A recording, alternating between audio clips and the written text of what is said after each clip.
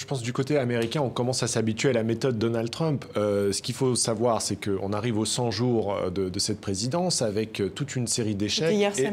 Hier samedi. Toute une série d'échecs sur beaucoup d'initiatives législatives et très peu de réussite. Donc, que fait Donald Trump? Il crée des contre-feux, il crée des provocations, comme celle-là, où il prend pour cible un leader politique qui est son opposé, finalement, Justin Trudeau, c'est l'anti-Donald Trump, pour aussi faire remonter sa base. Et puis on profère une menace. La menace, c'est on va revenir sur l'ALENA, cet accord structurant pour toute l'Amérique du Nord. Et puis ce qu'on constate, finalement, la méthode Donald Trump, c'est quoi? C'est de faire une menace maximale pour ensuite revenir, pour ensuite dire « Ah, j'ai reçu des coups de fil très amicaux de la part de ces dirigeants et je me suis décidé que j'allais pas tout jeter à la poubelle. » Et donc finalement, on va terminer sur quelque chose de tout à fait classique, comme vous venez de le dire, une renégociation sur un ajustement sur quelques termes.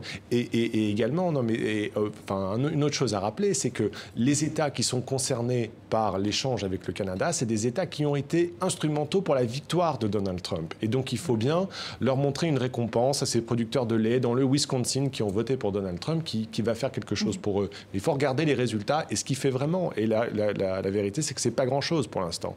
Chaque président américain, on a renégocié, etc. Mais maintenant, on le fait avec la méthode Trump dont vous parliez, qui est une méthode de commerce. Hein, finalement, c'est j'arrive, je mets les enchères très très haut, je fais peur à tout le monde. C'est vous voulez l'appartement, vous le prenez tout de suite là parce qu'il y a des acheteurs derrière. En fait, plus que comme un il se comporte comme un homme d'affaires. On a vu avec la Chine auparavant, on l'a vu systématiquement avec des grands effets.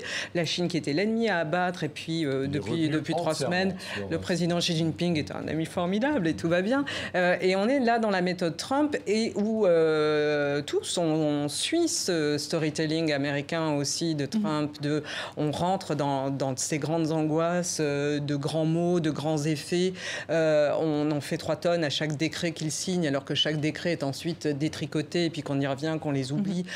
Il annonce depuis le début de ses 100 jours de mandat des grandes choses, mais qui ont déjà été entamées avant lui. Enfin, le mur, c'est pas lui qui l'a créé, avec le Mexique. On réactive tout un tas de vieux trucs. On attend toujours que le Mexique le paye. Et voilà. Et puis, hop, on enterre tout ça. L'idée étant de faire peur et d'arriver en position de force sur des négociations ensuite qui peuvent se faire plus facilement, pour faire des deals.